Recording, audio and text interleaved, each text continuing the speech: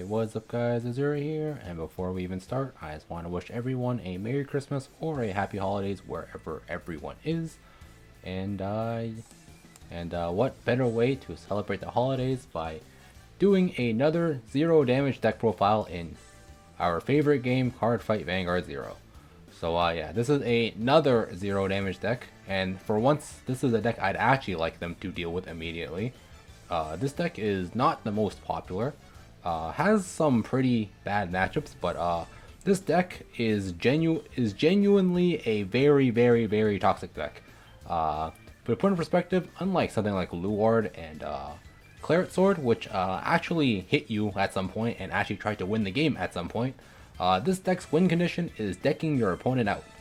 This deck will never hit your face unless they are going for unless the damage will be enough to push you for lethal, in terms of decking them out. So yeah, I guess without further ado, we will go over the list. So let's see. So this is the list. We'll go from top to bottom as per usual, and I'll get more into the deck as I go over the gameplay. So first off, the starter is Sunny Smile. We are playing Sunny Smile because we want more heals in our deck, and this starter provides us with more heals. And as for grade 1s, we are playing Juan Nocio. So this, as well as the grade 2 Nocio, both have the same skill. On play, you can choose a card from your hand and put in your damage zone, and then choose a card from your damage zone and add it to your hand. So swapping damage is always nice. When we play one of these, we don't have space for any more. For Stride Fodder, Stride Fodder, pretty important because this deck needs to be on the Gav or the new Gav rather, to actually do what it wants to do. So very important there, and the Stride Fodder is nice. But this deck actually does the new Gav actually does stride for free, or can stride for free. So the Stride Fodder effect is a little less important, but some strides, mainly the Raft, you still need to pay stride costs for, so having Stride Fodder in deck is still pretty useful. Next up for the PG of choice, we are playing the Rescue PG. So its skill is so PG, and then when this card's PG is activated, if you have another copy of this card in your damage zone, after the PG gets used, you CB1 and you do a rescue check. So you CB1, you heal one, and then deal your Vanguard 1 damage, and then so you get the extra damage shield, and then any trigger effects you get as well. If you heal, you heal. If you hit draws, you draw, and so on and so forth. So this card is really good because if your opponent just hits into this PG, they can randomly become much bigger, or you can randomly heal out down from 5 to 4. So PG is pretty good. Sometimes you might not want the effect because this effect is mandatory, which sucks, but I think the upsides of this card outweigh the downs, so that's why I'm personally playing this. And CB is obviously not an issue in this deck, because this deck can CC quite easily with all its rescue checks and stuff, so I don't think the CC feature is necessary either. And finally, the new addition to the grade 1. This card is the reason why this deck actually works, at least in my opinion. This deck technically works without this card, but this card is how you don't run out of deck, because if you just look at what's her name, Altiel, you read Altiel, you rescue, and that card that you rescue go back into your deck. At the end of the day, you're still breaking even with those cards, so you don't actually gain deck. This card actually increases your deck count.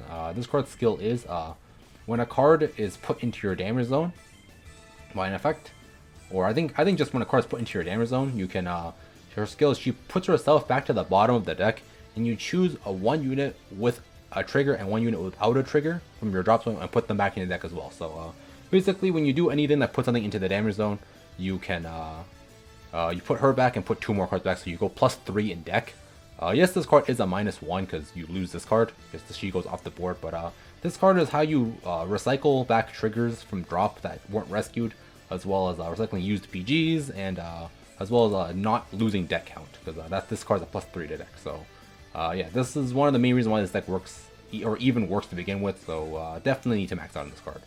And that's it for grade 1s. Grade 2, no CL is no CL. Same thing as grade 1. And this next, we're playing for Sariel. So her skills on play: CB1, choose a card from your deck and put it into your damage zone face down, and then choose a card from your damage zone and put it into your drop zone. So this card can sets your damage zone up however you want. This card also procs this grade 1 here. The one lets you recycle. So pretty good there. That's why I play 4 of it. Playing 1 of her. I don't know the names of half these units, but her skill is when she's rescue checked from from damage to drop, you can call her to the board. So just a card that calls herself, so, always nice because that's an extra intercept you can call from your damage. And next, finally, we're playing 4 of her. She is a new card from the new set. Her skill is Damage Zone, GB1 Rescue 1. When something with the rescue ability attacks, so it can be a rear with the rescue ability, a van with the rescue ability, you can CB2 and call her from damage to board, and then perform a rescue check. And then put the top card of your deck into your damage, and then perform a rescue check. So this card is pretty nice because it is a rescue. It is a intercept that can. It is an extra intercept that can be called itself from the damage to the board while also having a rescue check. It can be awkward if you stride into like Wrath and want the intercept off this, because Wrath doesn't have rescue, so you can't actually swing with Wrath to call her, because a lot of times you're swinging Ban into rear and then you're calling her off to an empty circle. So it can be a little awkward if you're on Wrath, but other than that, I think this card is, in my opinion, the best card that calls itself from the damage zone as an intercept. If you don't want to play her, I think the triple rare all the way back from the Chaos set, Danielle is a fine card, as a fine choice as well. They basically do the same thing. They're both basically CB2, get a intercept. I just like this one more because this one has a rescue check tacked onto it. So yeah, so that's it for the grade 2s. And finally, the triggers. Heal guards are heal guards. Obviously, you're gonna play them. This is just a filler one of. I don't think the slot matters at all. But I think her skill is damage zone. You can CB2 to call her from damage. Put the top card of your deck in your damage and rescue 1. I think something like that. And then drop zone when you pay stride cost for her. Or when you toss her a stride cost, you can Soul Blast 1, put her into the damage, and then rescue 1, I think, is what she does. I've never used her. She's just a grade 3, just a filler slot that happens to rescue as well. So that's the one of. And then finally, the 2 new grade 3s in the deck are both cards from the new set. I'll go over the Gav first. Then our new main ride is the Gabrielle Prim. So her skill is GB2. If you are paying the stride, if you're paying the cost to stride a unit with the rescue ability, you can pay the stride cost with CB1 instead, so lets you stride for free. Again, Angels don't really, CB is not really an issue for this deck, so this is actually striding for free, so very nice there. And then her stride bonus skill is on stride. Doesn't have to be anything with rescue specifically, it can be anything. So on stride, you can put a card from hand to your damage and add a card from your damage to hand. So no CL skill, basically no CL skill on stride, and then you perform a rescue check as well. So no CL skill plus rescue check, and then the card you rescued off into the damage zone goes back to your deck at the end of the turn. But that skill is pretty irrelevant because your first try is always all TL, unless they're point damage at you for whatever reason. Your first try should almost always be the all TL, so she'll put it back for you anyway. So the part where the thing you rescued with this card goes back to deck does not really matter too much. But yeah, very nice. Stride for free. Hand cycle, I guess, from your damage, and then an extra rescue check tacked onto it. So pretty good there. And then one of the best grade 3s one of the best cards in the deck is her. Don't know her name, but she is very, very good. So first skill is GB1 once per turn, CB1 to rescue check. So CB1 heal damage, deal damage. So this lets you like cycle through your deck to check for more triggers. So that's very, very nice there. And that first skill is the main reason why you play her, is because one rescue check is actually like if you just had multiple of these set up in your back row and the opponent does not deal with it, you just can't, every single turn you get like 2-3 extra checks for heals and draws, and that's really, really powerful. And this also helps you set up your damage for stuff you might want to add back to your hand, like PGs, intercepts. You can set up, you can like get like the intercepts that call themselves from the damage onto the board. So the skill here is very, very good. And then her second skill is also quite good. So it is once per turn. When a card with the rescue ability is placed into your damage zone, you can Soul Blast 1, CB1, and add a card from your damage to your hand. It can be anything. Doesn't have to be anything doesn't have to be specific something with rescue. And then you put the top card of your deck into your damage zone face down. So this card not only is a one rescue check every single turn, it can also get you cards into your hand. This second skill is a straight up +1, so this card is very, very good. And that's why we're playing 4 of it. And finally, for the G zone, you see here I have this like one random filler ass triple rare here. This card, if you want fully optimal for this deck, I would personally advise you to play a third Eden if you have it, the new Gav Stride, or anything with the rescue ability. The old Gav Stride actually does not have the rescue ability because the rescued of her part of her skill is tied to red text. It's a skill that you gain after you stride into her, so she doesn't actually have the rescue ability. She does not count towards being able to be strided into for free with the Prim. So yeah, this one slot realistically doesn't matter because it just ends up being flip fodder for Altiel. But if you want to be truly optimal about this, I would recommend a third Eden, if you have it, of course. So yeah, and then G-Zone, Harmonix is Harmonix. Even better in this deck, because if you go first, you can set your deck up to have 6 heals in it. So even Harmonix has even more use here. Again, 1 filler, doesn't matter too much what this is. 4 Rafts, so GB2 once per turn, G-Flip heal a card. When you want to heal down, guaranteed, this card lets you do it. And we're playing 4 of it because Angels really don't have that good of a G-Zone to begin with. So yeah, 4 Raft, I would actually say is mandatory for this because a lot of times you do need to go into this twice. And for Altiel, this card I think is also a mandatory for this build of the deck because mainly because it has the rescue ability.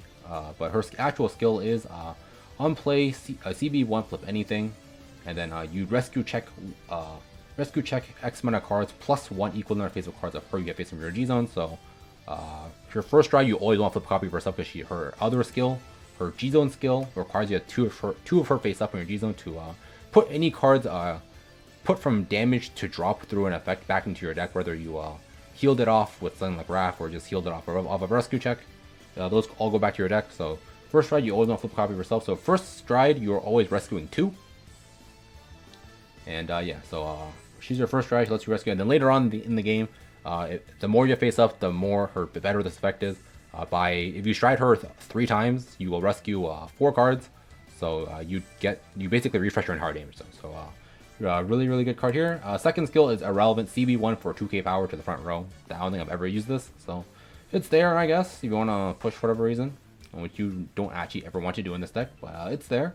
And then the G-Zone skill, which I just explained, basically lets you refill your entire deck. So this card is mainly played because of this skill, but the extra rescues is very nice, and this card itself being a stride with the rescue ability is extra nice because this is your main target that you stride into for free with the Prim. So the general stride order of the deck is Altiel, flip Altiel, and then Altiel, flip something else, and then Altiel, flip something else after that. Or first stride Altiel, and then afterwards you can choose to stride an Altiel or just pay cost and stride to whatever, depending on the situation. But Altiel is very good for multiple reasons. Like now, it puts stuff back for you, it rescue checks, as well as being a free stride into option. So yeah, so that's that. And then finally, 2 of the new GR is the Gabrielle Eden. So her first skill is a G Persona flip, which we basically never use because you actually want to stride into her, or rather we want more targets to stride into. Because running out of G-Zone, running out of cards to stride into your G-Zone is actually one of the biggest issues with this deck. Is if games get dragged out for too long, you run out of things to stride into. But if you actually want to use a skill, her skill is Soul Blast 1 G-Flip to rescue check, and then the card you rescue check goes back to the bottom of your deck and then its turn, which again is irrelevant because Altiel already does that for you. So realistically, you never want to use this first skill, but her second skill is when this unit attacks, you can it's going to attack into anything. For every face-up card in your G-Zone, you can call 1 card from your damage zone onto your board, and then those units get plus 3k, and then you put the top cards of your deck into your damage zone face down for every card you called. And so this card can just build you an entire board. I think that the best interaction with this card is that if you call the grade 1 off of the Eden skill, the grade 1 is on the board, and then when things go into your damage zone off of Eden's, the second part of that skill, where after you call, you put stuff into your damage from deck, this grade 1 will actually prompt asking if you want to use it because something did go into your damage zone after it was on the board. So that's a very cool interaction there, but other than that, this card can just help you fill up board, get intercepts, and all that. So pretty good for that. And again, since she has the rescue ability, she is one of your main stride into free stride options with the Prim. So yeah. So that's it for the deck profile. I'll explain the deck a little bit more when I get to the games, which we'll go into right now. So I'll see you guys there. So here we're playing against Blasters. I'm only going to show one game of this deck because these games take fucking forever to finish. Because obviously your one kind of deck out, but as I like to put it, your alternate win cons are your opponent rage quitting, or or their opponent DCing. So Those are your alternate win conditions. You want your games to end faster, but very stubborn opponents will play the game out with you. But but basically, if their deck specifically cannot deal with your deck or your playstyle in general, those games are actually unwinnable. Like some matchups, I think are actually like unwinnable for the opponent with this deck. Stuff like my opponent, like Gold. I think Aqua Force really struggles against this deck too. And those decks specifically really do not want to play against this deck because at some point because they don't have any ways to refill their own deck, and they don't have a way to retire your back row either, which is actually really important because one of the main ways to deal with this deck is making sure that grade 3 the grade 3 with the rear ability is never on the board, because that card is one of the reasons why you can have such strong sustainability, is because an extra rescue check every turn is an extra chance to check for a heal every turn, and an extra card dug deeper into your deck. Even if you don't actually hit the heal, you go one card closer to your next heal. So yeah, decks with removal, decks that do things for free, and decks that can outgrind you, I think are this deck's worst possible matchups. Decks that are trying to end the game as fast as possible. So like I said earlier, Golds, Aqua Force. I think Nuba is struggling against this deck too, because Nubas really cannot.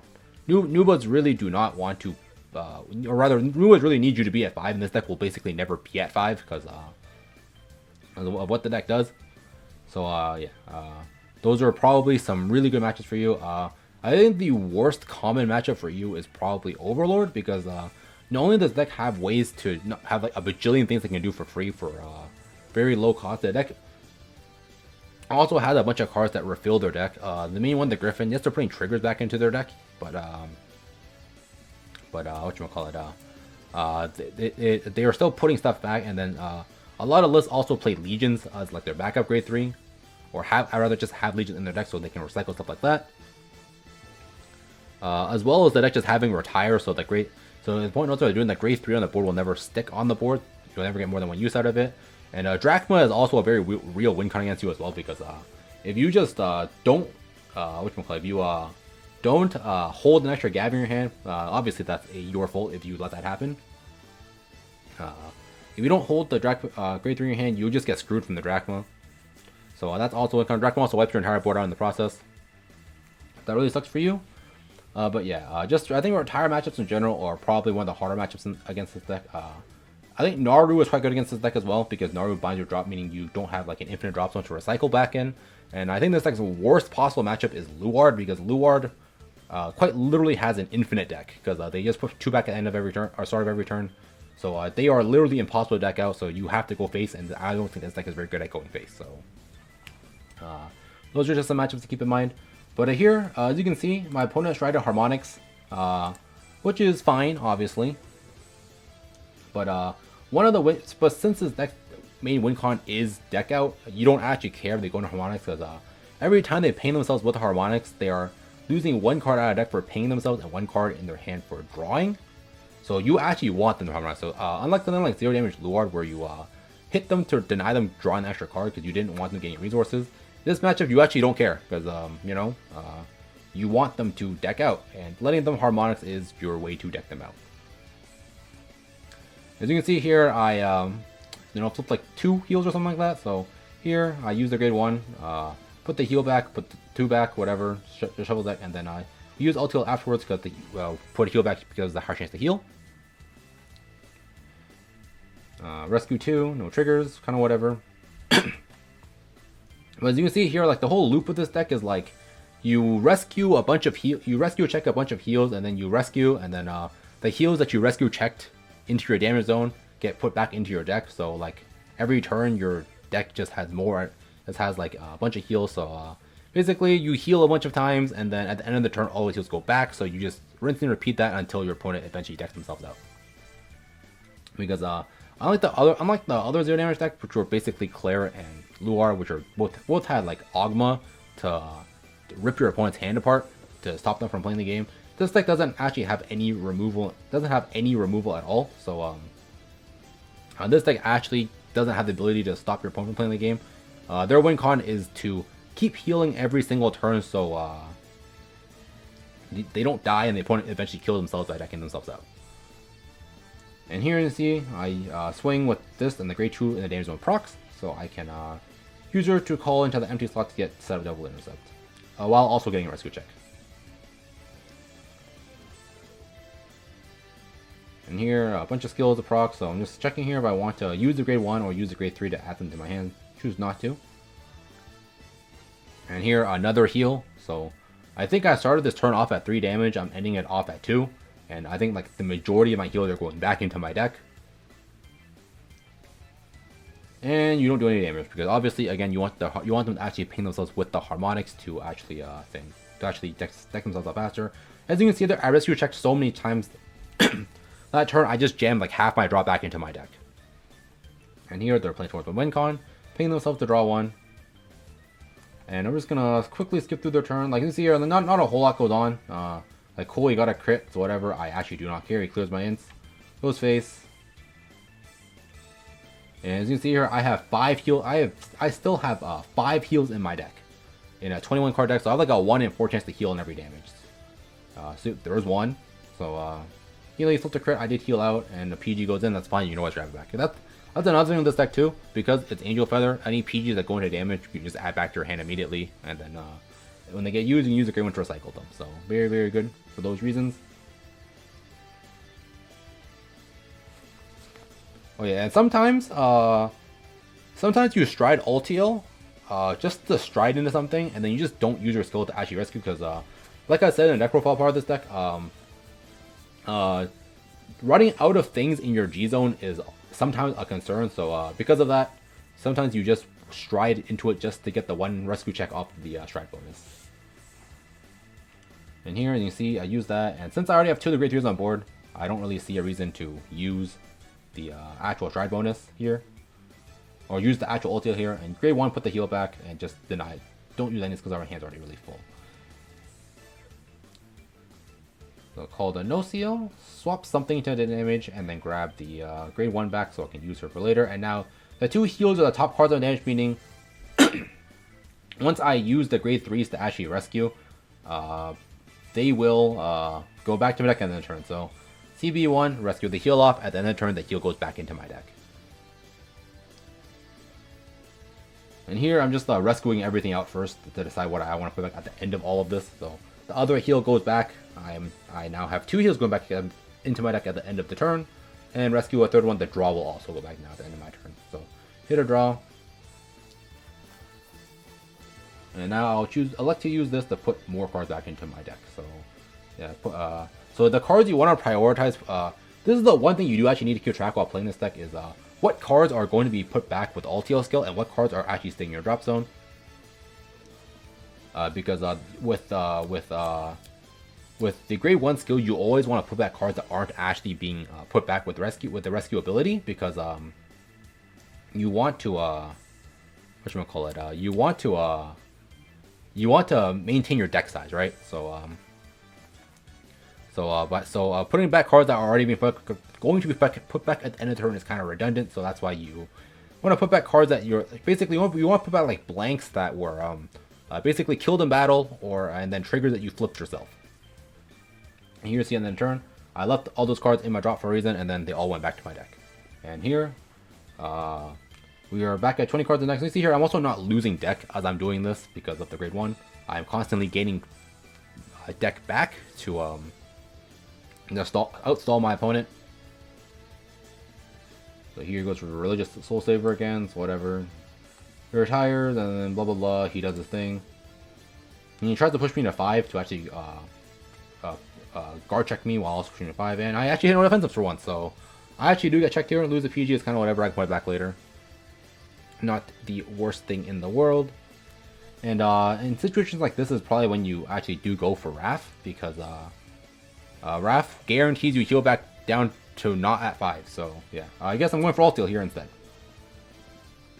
But yeah, a lot of times, basically, how you decide here between going to Wrath or Ultiel is, do you think Ultiel's multiple rescue checks will get you more heals than Wrath healing you down once? Basically, is what it is.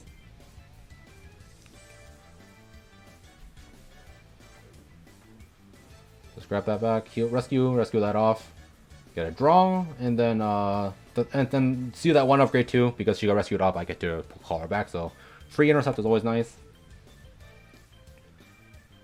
And here. Oh, and that's also something else you need to keep in mind is when you like rescue a bunch of cards with LTL, do you think you're gonna overhand with draws? Because obviously, every time you rescue a draw, you'll draw a card. So if you have too many draws in deck, you might rescue too many. Or rather, you rescue too many draws and they just don't go back. Or rather, not go back. You'll overhand cards if you have too many cards in hand already. Because LTL is an on stride skill, not a main phase skill, so you can't call stuff down preemptively. So see here, the grade 3 is putting in work. I rescued a heal. Got the heal went off. And I rescued another heal, so I am now back at 3 damage after my opponent pushed me to 5 last time I got a guard check in. The only unfortunate thing here is that I can't get those heals out of my deck right now, or can't get those heals out of my damage immediately because I'm out of grade 3s to use, and LTL was an alright skill. But there's also another way to do it. I already have double intercept here, but by using the grade 2, I can rescue one of the heals back into my deck now. Because the grade 2's check is considered a rescue check. And I healed down another time, so I went from being at 5 and getting guard check to, oh, I'm back at 2 now. So my opponents are putting quite the work to get me back to 5 and guard check me again.